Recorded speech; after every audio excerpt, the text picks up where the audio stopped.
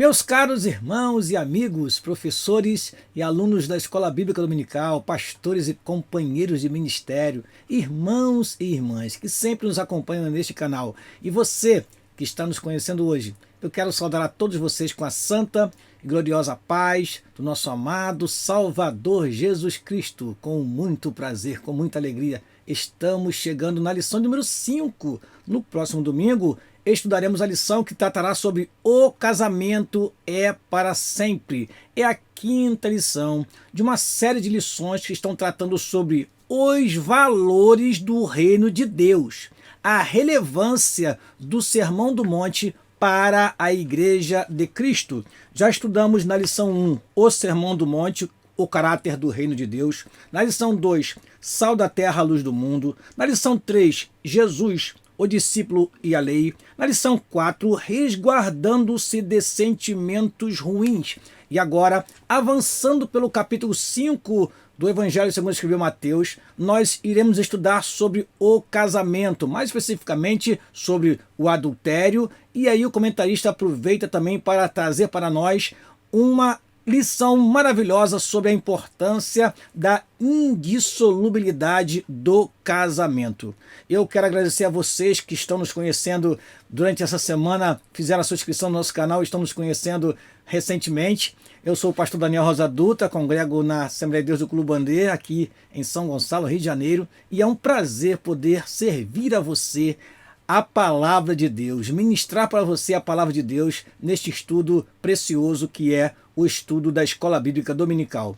Antes de prosseguir, preciso falar com Deus e me acompanhe nesta oração, por gentileza. Pai, no nome de Jesus, queremos te agradecer a oportunidade que temos de mais uma vez transmitir a teus filhos esta lição através desse canal, Senhor. Pai, se conosco, nos orienta naquilo que queremos falar, que teus filhos possam aproveitar bem o conteúdo aqui transmitido. Assim oramos e te agradecemos no nome de Jesus. Amém e amém. Vamos, portanto, irmãos, à nossa lição, e nós sempre começamos a nossa lição pelo nosso texto áureo. O nosso texto áureo se encontra no Evangelho escrito por Mateus, no capítulo 19, versículo 6, o seguinte, diz assim este versículo: assim não são mais dois, mas uma só carne. Portanto, o que Deus ajuntou, não separe o homem. Mateus capítulo 19, versículo número 6. Vamos lá? Verdade prática, meus amados irmãos, é esta: a vontade de Deus para o casamento é que ele seja vitalício. Na continuidade do Sermão do Monte, Jesus condena o adultério. Então, veremos nessa lição que Deus foi quem instituiu o casamento e é para que o casal esteja unido até que a morte os separe. Vamos agora à leitura bíblica em classe, que se encontra no Evangelho segundo escreveu Mateus, no capítulo 5, versículo 27 a 32, que diz o seguinte: ouvisteis que foi dito aos antigos, não cometerás adultério? Eu, porém, vos digo que qualquer que atentar numa mulher para a cobiçar, já em seu coração cometeu adultério com ela. Portanto, se o teu olho direito te escandalizar, arranca-o e atira-o para longe de ti, pois te é melhor que se perca um dos teus membros do que todo o teu corpo seja lançado no inferno. E se a tua mão direita te escandalizar, corta-a e atira-a para longe de ti, porque te é melhor que um dos teus membros se perca do que todo o teu corpo seja lançado no inferno. Também foi dito: qualquer que deixar sua mulher, que lhe dê carta de desquite. Eu, porém, vos digo que qualquer que repudiar sua mulher, a não ser por causa da prostituição, faz que ela cometa adultério, e qualquer que casar com a repudiada comete adultério. Vamos então aos objetivos da nossa lição. Primeiro, apresentar a condenação do adultério. Segundo, mostrar que o que rege o coração regerá o corpo também. Terceiro e último, afirmar a indissolubilidade do casamento. Vamos, portanto, a esta tela, que é uma reflexão inicial, e você, meu querido professor e aluno, deve refletir sobre estas perguntas. E no final da lição, você deverá estar apto para responder a estas perguntas. Primeira, o Sermão do Monte revela a gênese do adultério. Qual é? Segundo, por que devemos nos abster de pensamentos impuros? Terceiro, quais os males do adultério? Quarto, o corpo é o templo do Espírito Santo. Como podemos conservá-lo puro para a adoração? E por último, como um casal pode manter a união matrimonial até que a morte os separe? São perguntas interessantes que você, no final desta lição, deve estar apto para responder. Vamos então à introdução desta lição. No Sermão do Monte, em que Jesus evidencia a justiça e o caráter do discípulo acima da postura dos escribas e fariseus, a preservação do casamento foi muito bem destacada. Ao evocar o 7º mandamento, não adulterarás, a intenção do mestre é colocar o casamento no seu devido lugar, como foi designado pelo próprio Deus. Na continuidade do seu ensino, Jesus expressa que tudo começa no coração. Amados irmãos, o casamento é um destaque importante no Sermão do Monte. E também nós vemos que o Senhor Jesus Cristo sempre valorizou o casamento. Lembrem-se que o primeiro milagre que ele realizou, registrado em João no capítulo 2, foi o milagre de transformação de água em vinho em uma festa de casamento. Jesus estando ali presente, é Jesus confirmando que ele está preocupado também em manter a união do casal, porque o casamento é uma instituição divina e Jesus Cristo, ele deu orientações que naquele momento foram até vistas como muito rigorosas pelos fariseus, pelos escribas, mas era exatamente o que eles precisavam ouvir a respeito do compromisso que o homem e a mulher que se casam têm um com o outro até que a morte os separe. Continuando. Assim, cai por terra as teorias quanto ao divórcio, as evasivas criadas por aqueles que pensam em se separar de seu cônjuge, visto que os que realmente são dominados pelos valores ensinados por Cristo procuram em tudo a preservação da pureza da vida conjugal. Este versículo é muito lindo. Hebreus capítulo 13, versículo 4. Nós temos ele no meio da nossa lição, mas eu gostaria de desde já ler para você, que é um versículo importante para este estudo. Hebreus capítulo 13, versículo 4 diz o seguinte: venerado seja entre todos o matrimônio e o leito sem mácula. Porém, aos que se dão à prostituição e aos adúlteros, Deus os julgará.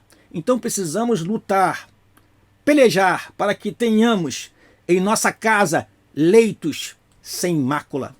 Precisamos lutar para que o matrimônio seja venerado, seja honrado. E aí está o papel da igreja na atualidade, na preservação do casamento como instituição divina e como Deus determinou em sua palavra.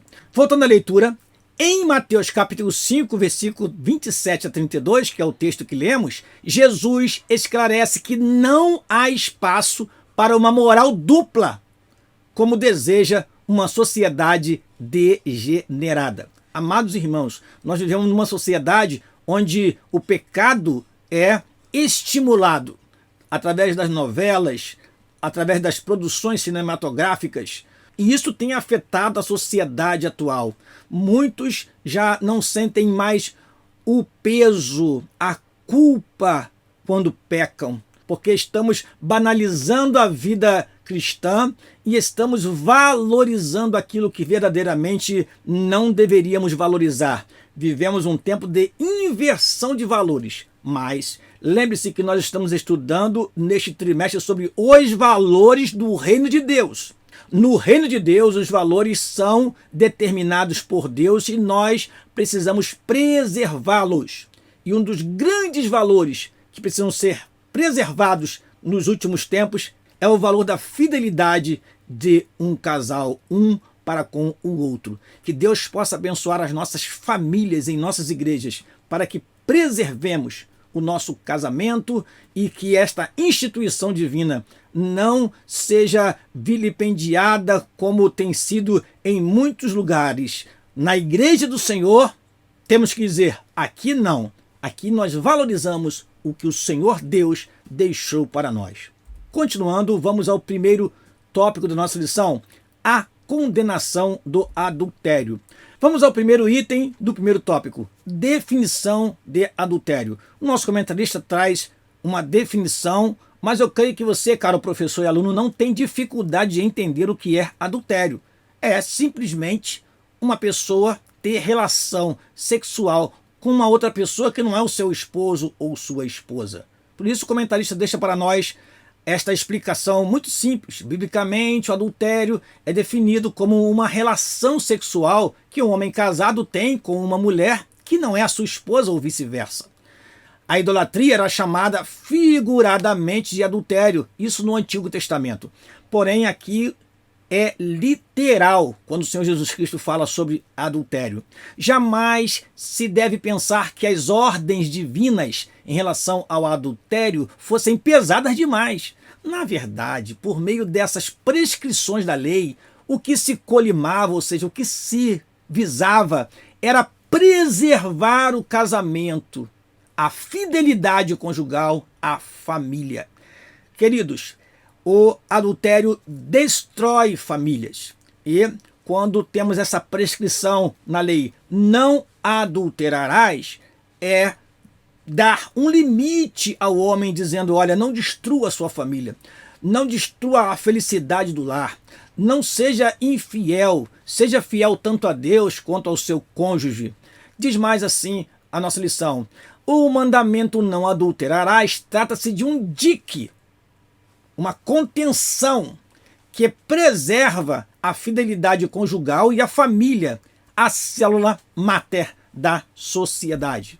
Item número 2, a posição de Jesus quanto ao adultério. Para Jesus, a gênese do adultério está no coração, começando com um olhar cobiçoso e pensamentos impuros que levam à prática sexual ilícita. O posicionamento do mestre vai além de tudo o que no Antigo Testamento era permitido ao homem, divorciar-se de sua mulher. Quando nós temos escrito a respeito do divórcio em Deuteronômio capítulo 24, nós precisamos ter muito cuidado com a interpretação desse texto. Deuteronômio capítulo 24, versículo 1 diz, quando um homem tomar uma mulher e se casar com ela, então será que se não achar graça aos seus olhos, ora, se não achar graça aos seus olhos, por nela achar coisa feia, o que seria coisa feia? Ele lhe fará escrito de repúdio e lhe dará na sua mão e a despedirá da sua casa. Versículo 2. Se, pois, saindo da sua casa for e se casar com outro homem, e este último homem a aborrecer, ele fizer escrito de repúdio, ele o der na sua mão e a despedir da sua casa, ou se este último homem que a tomou para si por mulher vier a morrer, então seu primeiro marido que a despediu não poderá tornar a tomá-la para que seja sua mulher, depois que foi contaminada, pois é abominação perante o Senhor. Assim não farás pecar a terra que o Senhor teu Deus te dá por herança. Eu li Deuteronômio capítulo 24, versículo 1 a 4. Quando se fala não achar graça aos seus olhos, ou encontrar nela coisa feia, alguns achavam que podiam despedir a mulher por qualquer motivo.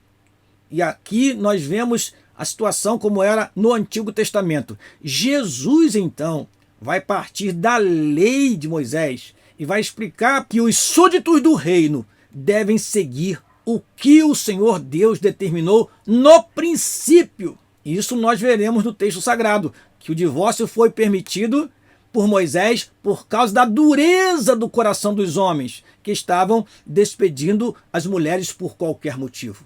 Então, vamos para o texto da nossa revista. Cristo vai ao cerne da questão e fala de um coração profano e contaminado, capaz de olhar cobiçosamente para uma mulher e, sem motivo, conceder carta de divórcio à esposa. Prosseguindo, Jesus evidencia a importância de homens e mulheres absterem-se de pensamentos impuros, tanto fora como dentro do casamento, pois é dessa forma que se consegue manter a pureza em 3 níveis. Eu colocaria um 4º nível. Nós temos aqui sexual, moral e social, mas não podemos esquecer do espiritual, porque o adultério também nos afasta de Deus. Continuando, precisamos ter a consciência de que perante Deus, como bem expressou Cristo, uma intenção errada é tão pecaminosa quanto um ato. Por isso, devemos sempre buscar pensamentos puros e bons. Nós já aprendemos na lição passada a respeito disso, estamos repetindo aqui que a lei que temos agora é a lei do Espírito de vida, que nos livrou da lei do pecado e da morte. E agora está no nosso coração escrita a lei de Deus. Por isso, agora, nós precisamos ter cuidado com os nossos sentimentos, com as nossas emoções, com as nossas inclinações, porque aqui dentro habita o Espírito Santo de Deus.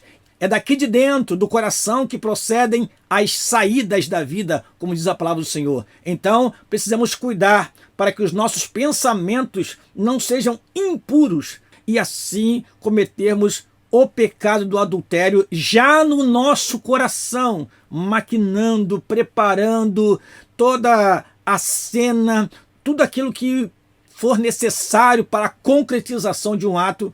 Aí o pecado já nasceu no coração do homem. Prosseguindo, vamos ao 3º item do primeiro tópico. Os males do adultério. O adultério sempre é prejudicial para a estrutura familiar.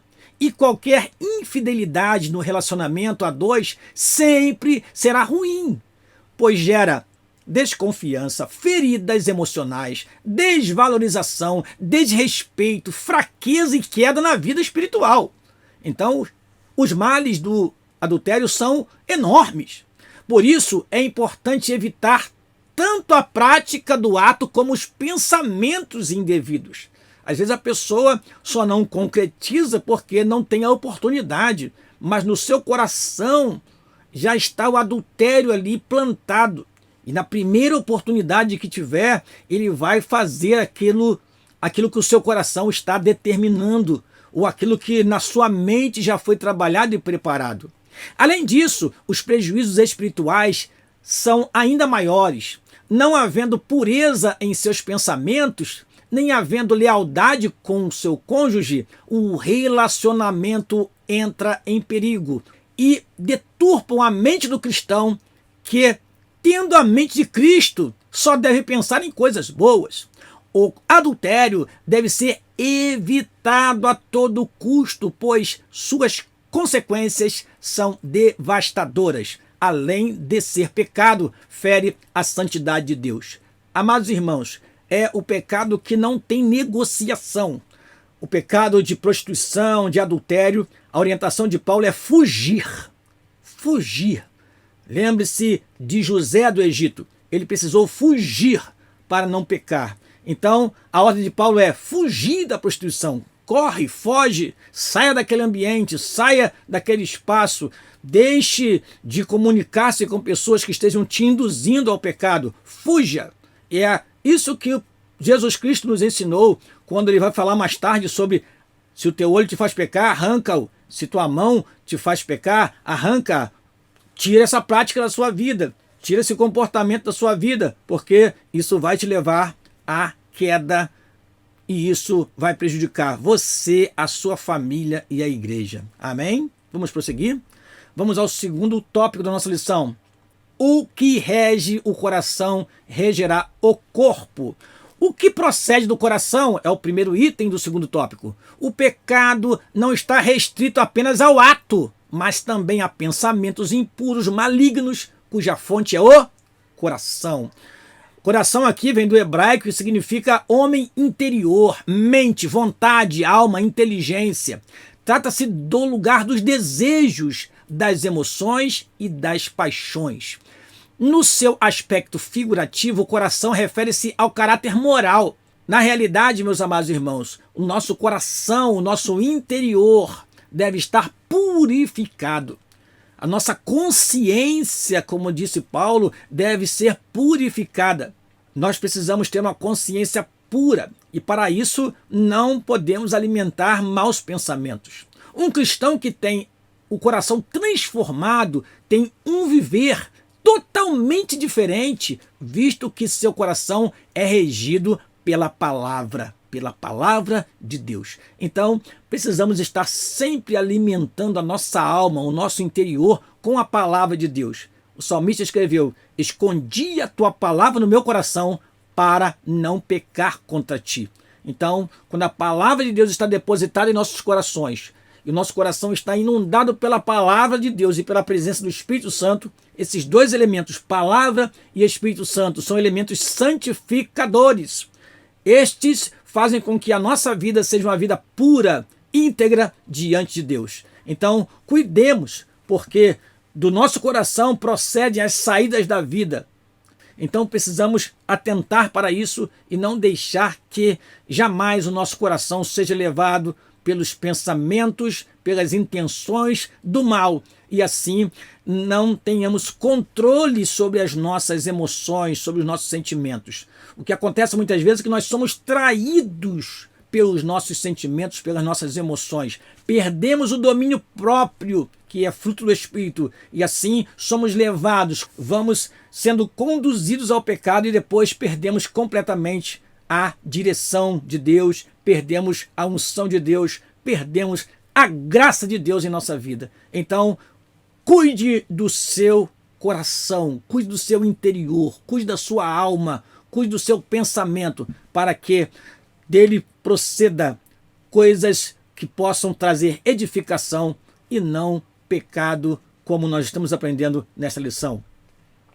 Item número 2 do segundo tópico. O homem é o que pensa. É uma expressão que foi explicada pelo nosso comentarista e nós vamos aumentar aqui um pouquinho mais essa compreensão com uma sequência que eu deixei para você aqui. É sabido por todos que o homem é o que ele pensa ou sente. Os pensamentos e ideias que estão no seu homem interior são os motores que colocam em ação todo o seu corpo e são determinantes para a sua conduta. Desse modo, o homem colherá aquilo que semear. Então, tem uma sequência interessante que serve para a reflexão dos professores e alunos. O pensamento nos leva à ação. A ação nos leva à prática. A prática nos leva a ter um caráter bom, benigno, compassivo, ou um caráter pecaminoso, hostil. E isso vai determinar o destino da nossa alma, o destino da nossa vida. Então, tudo começa no pensamento. Portanto, o pensamento é quem origina todas as coisas na nossa vida. Por isso que Romanos capítulo 12, versículo 1 e 2, fala da renovação do nosso entendimento, para que experimentemos qual seja a boa, perfeita e agradável vontade de Deus. Vou ler este versículo para você, meu querido irmão. Diz assim: rogo-vos, pois, irmãos, pela compaixão de Deus, que apresenteis os vossos corpos em sacrifício vivo, santo e agradável a Deus, que é o vosso culto racional. E não vos conformeis com este mundo, mas transformai-vos pela renovação do vosso entendimento, para que experimenteis qual seja a boa, agradável e perfeita vontade de Deus. Prosseguindo, o que semeia o pensamento da cobiça, desejando outra mulher, não demorará para que concretize isso na prática. A cobiça é algo que começa no coração e, como uma pequena semente plantada, vai gerar o fruto do pecado. Cada um é engodado por sua própria cobiça, a qual dará luz ao pecado. que, sendo consumado, gera a morte. É o que está escrito em Tiago, capítulo 1, versículo 14 e 15. O Senhor Jesus falou que aquilo que rege o coração se evidenciará no viver diário de uma pessoa por meio de seus atos. O que foi muito bem explicado por Paulo quando chamou de obras da carne as ações produzidas por um coração pecaminoso. Ninguém está isento de tentações. Todos nós, amados irmãos, somos tentados. Mas é preciso revestir-se do novo homem interior, produzido por Cristo, para jamais cometer os atos pecaminosos por meio do corpo. Então, todos nós sofremos as tentações. Todos nós somos provocados. Agora, a forma como recebemos esta tentação vai ser diferente de acordo com aquilo que nós tivermos no nosso coração. Se você está com o coração com cobiça, se você está com o coração já com desejos pecaminosos, quando vier a tentação, vai ser algo muito fácil para você ser seduzido e cair no pecado. Agora, se no seu coração está pensamentos de vitória, pensamentos de santidade, palavras santas do Senhor, aquela mensagem proferida no domingo à noite, aquela mensagem proferida pelo pastor no culto e doutrina, quando vier a tentação, você vai fazer como Jesus Cristo fez no dia que foi tentado pelo diabo. Ele, usando a palavra de Deus, repreendeu a Satanás 3 vezes. E no final ele disse: para trás de mim, Satanás, porque só ao Senhor Deus adorarás e só a Ele servirás. E assim nós aprendemos com Jesus que a tentação vem, mas nós precisamos estar embasados na palavra, preparados para enfrentar a provocação quando vier dizer: não, não, não, eu pertenço a Deus e não vou ceder, porque o que eu tenho a perder é muito maior do que o diabo tem a me oferecer. Portanto, irmão, vamos prosseguir e ver o que diz a nossa revista. Diz assim: a saída é pedir para Jesus fazer a transformação e nos dar um novo coração.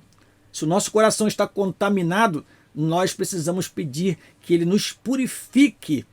Como diz lá no Salmo de número 51, o salmista, quando cometeu um pecado, ele se dirigiu ao Senhor e disse o quê? Salmo 51, no versículo de número 7, diz assim: purifica-me com isope e ficarei puro, lava-me e ficarei mais alvo do que a neve. Versículo 10, cria em mim, ó Deus, um coração puro e renova em mim um espírito reto. Se você que está me ouvindo, caro professor e aluno, está também sendo provocado, sendo tentado, guarde esta palavra. Você precisa pedir a Deus um coração novo. E você na aula fale isso para os seus alunos, porque às vezes nós achamos que as pessoas que estão na nossa classe, todos eles têm uma vida santificada, todos eles têm uma vida bem regrada, mas às vezes não. Às vezes tem pessoas que precisam ouvir esta palavra, e seja bastante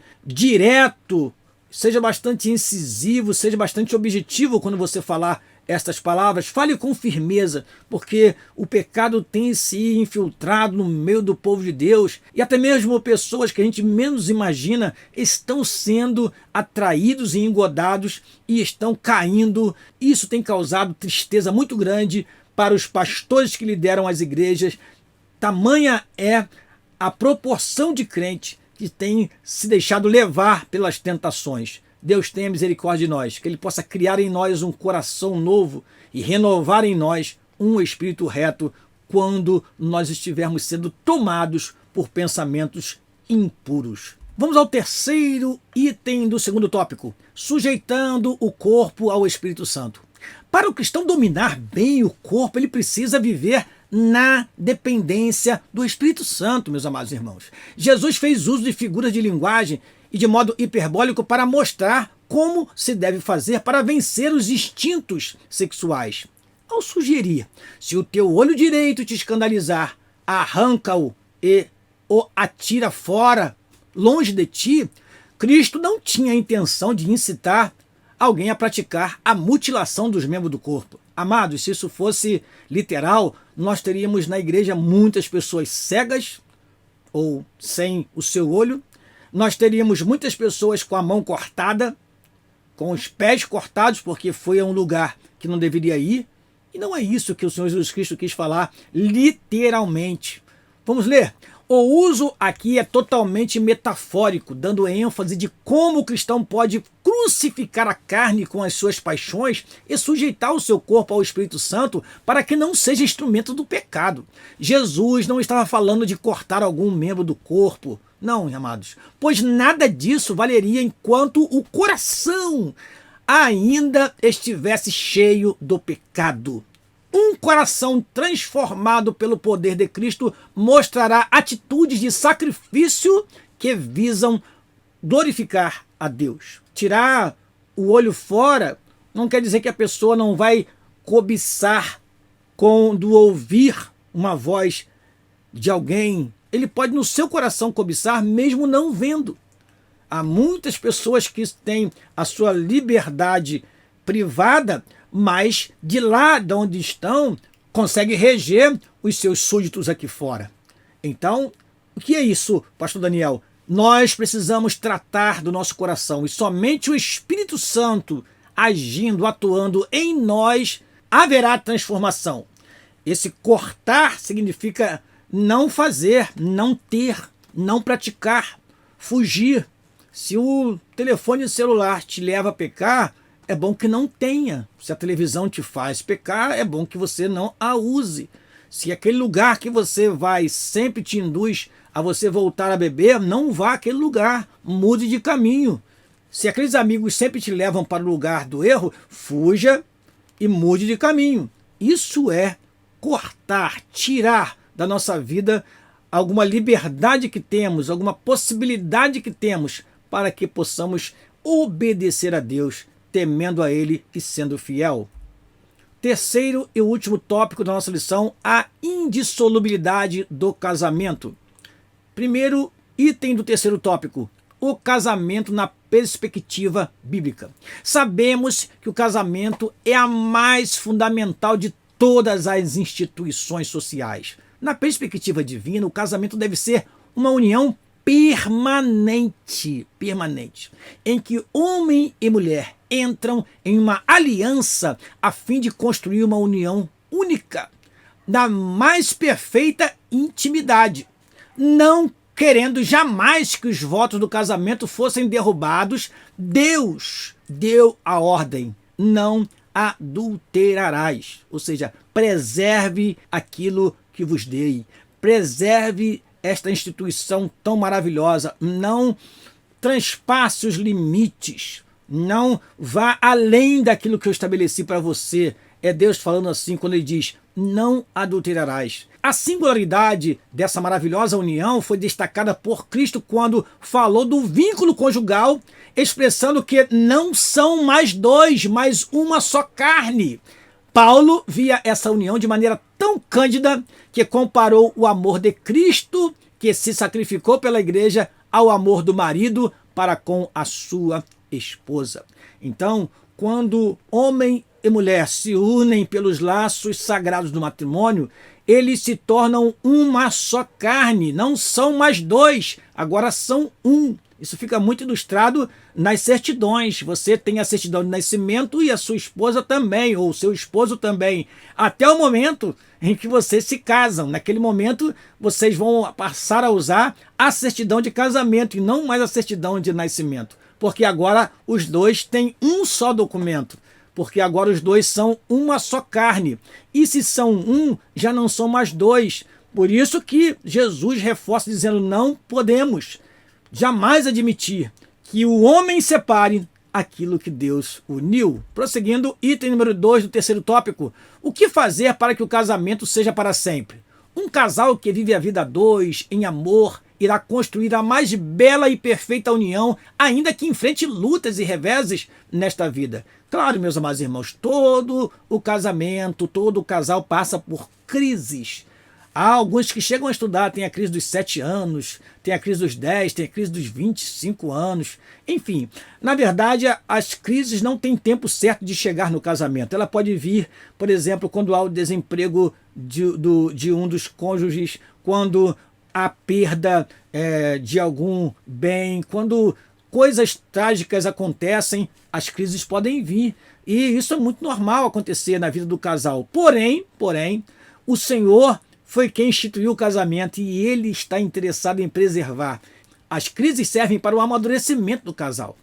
Vamos lá? O casamento deve ser construído com base em respeito, e aí o respeito mútuo, a amizade, os dois devem ser companheiros e amigos um do outro, bom tratamento, carinho, dignidade, entre outros elementos importantes. Aqui, o comentarista está falando de bases do casamento. São estas e, principalmente, o que já foi falado lá em cima, o amor.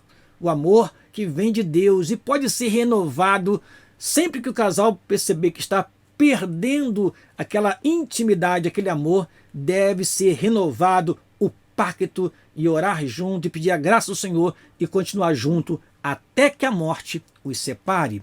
Se tudo isso estiver presente no casamento, ele será para sempre. O casal cristão tem conhecimento de que no aspecto espiritual ambos são iguais. E na vida a dois há obrigações distintas e específicas a serem cumpridas. Então, veja que interessante. Espiritualmente falando, nós somos iguais, eu e a minha esposa. Nós somos almas.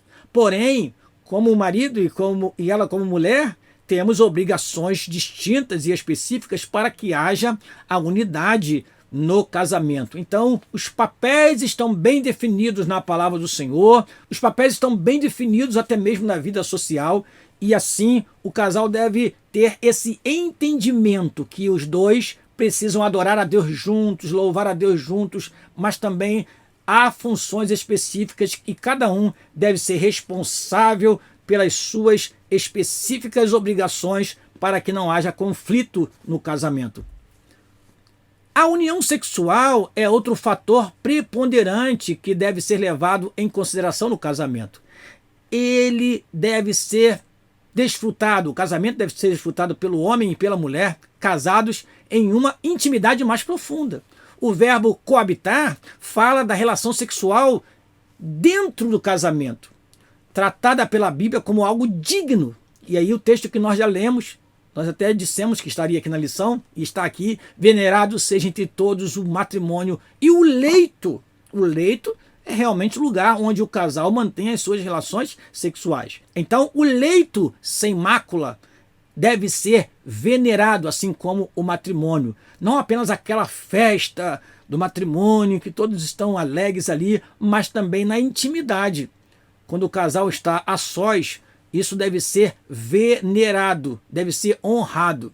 Porém, os que se dão à prostituição e aos adúlteros, Deus os julgará. O casal cristão é consciente de que jamais deve usar o sexo como fazem os ímpios. Hoje nós vemos as pessoas brincando com o seu corpo, entregando o seu corpo à prostituição, às lascívias, como se fosse algo banal. Não. Nós não admitimos, a Igreja do Senhor não admite de forma alguma sexo fora do casamento, nós não admitimos de forma alguma o sexo simplesmente pelo prazer, não. Há de se ter um compromisso de um para com o outro, há de se ter uma aliança de um para com o outro, para que ambos possam partir para uma vida de intimidade. O casal que deseja que seu casamento dure para sempre deve estar em comunhão, com Deus e ter uma união marcada pelo amor e uma vida sexual regrada e sadia. E ter cuidado com as influências mundanas, porque há muita coisa imunda que são praticadas lá fora que o cristão não deve praticar. Terceiro e último item do terceiro tópico: casamento, uma união indissolúvel. Na discussão de Jesus com os líderes religiosos, ele destacou os ideais divinos para o casamento. Isto é, como Deus o havia projetado a fim de que fosse permanente. Marcos capítulo 10, versículo 9. Há exegetas que gastam tempo e muitas letras para provar que o divórcio era permitido, buscam elementos históricos das duas escolas rabínicas de Shammai e Hillel, sendo que a primeira destacava a questão da impureza no aspecto mosaico a partir do adultério, permitindo a carta de divórcio. A segunda era mais liberal e dizia que qualquer desagrado da parte do marido poderia dissolver o casamento. Contudo, o melhor seria que tais estudiosos gastassem mais tempo para falar do casamento conforme o propósito eterno, atentando para o princípio de tudo. Quando o Senhor Jesus Cristo responde, Jesus não defende nem uma escola nem outra. Jesus volta ao princípio, ao que Deus determinou. O que Deus determinou é que homem e mulher vivam juntos até que a morte os separe. É interessante que quando a gente lê Mateus no capítulo 19, nós percebemos que o divórcio ele era praticado. Eles não perguntaram a Jesus se era lícito divorciar. Não, eles perguntaram a Jesus assim, Mateus capítulo 19, versículo de número 3. Então chegaram ao pé dele os fariseus, tentando-o, dizendo: é lícito ao homem repudiar sua mulher por qualquer motivo? Eles não perguntaram assim, é lícito o divórcio? Não. É lícito repudiar a mulher por qualquer motivo? E aí vem a resposta de Jesus: não tendes lido que aquele que os fez no princípio, macho e fêmea os fez? E disse, portanto deixará o homem pai e mãe e se unirá à sua mulher e serão dois numa só carne? Então, aqui eles queriam instigar Jesus. Era como se falasse para Jesus assim, você pertence a qual escola rabínica? Você é defensor da escola de Hillel, onde se pode despedir a mulher por qualquer motivo? Jesus não perde tempo colocando-se em uma ou outra escola. Mas ele diz assim, prossegue o texto sagrado, e disse, portanto, deixará o homem o seu pai e sua mãe e se unirá à sua mulher e serão dois numa só carne? Versículo 6, assim não são mais dois, mas uma só carne, portanto, o que Deus ajuntou, não separe o homem. Disseram-lhe eles, então por que mandou Moisés dar-lhes carta de divórcio e repudiá-la? Citando lá Deuteronômio capítulo 24, que nós já lemos aqui. Disse-lhes ele, Moisés, por causa da dureza dos vossos corações, vos permitiu. Aqui nós temos uma permissão, e não uma ordenança divina, nem ordenança de Moisés. Permitiu repudiar vossas mulheres, mas ao princípio, reforça Jesus, não foi assim. Agora, vamos ao capítulo 5 de Mateus. Mateus no capítulo 5, no versículo de número 32, diz assim, eu, porém, vos digo que qualquer que repudiar sua mulher, a não ser por causa da prostituição, faz com que ela cometa adultério, e qualquer que casar com a repudiada comete adultério. Veja, irmãos, a não ser por quê? Exceto por causa da prostituição. Então, hoje nós temos a maioria das igrejas fazendo o seguinte, quando a infidelidade conjugal, porque aqui a palavra é porneia e aqui poderíamos falar de vários significados dessa palavra, quando há infidelidade conjugal, quando há quebra da aliança, quando há quebra do compromisso feito diante de Deus, quando há infidelidade conjugal, ora, aquele que ele adultera, ele está cometendo um pecado e está o quê? Está quebrando a aliança. Então, o cônjuge, ele passa a ter o que alguns chamam de cláusula de exceção. Há o que neste momento? A quebra da confiança. Aquele que permaneceu fiel durante todo aquele tempo e não pecou, ele pode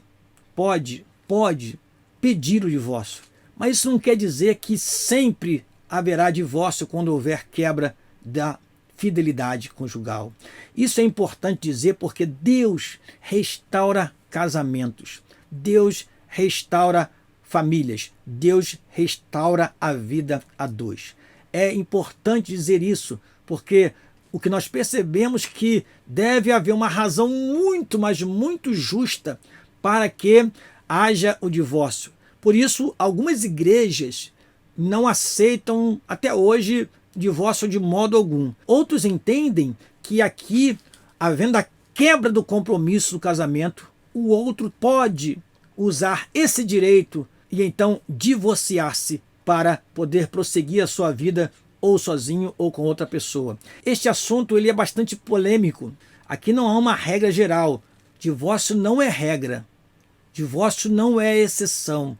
Divórcio é uma permissão para que as pessoas envolvidas tenham oportunidade de restaurar a sua vida, de começar de novo a sua vida. Então, cada pastor, cada líder deve ser responsável em relação a tratar cada causa em particular.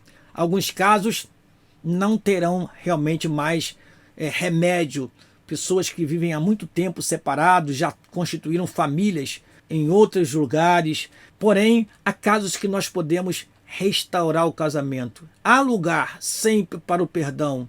E lembre-se de uma coisa, o casamento é para sempre. Jesus resgata o que foi no princípio.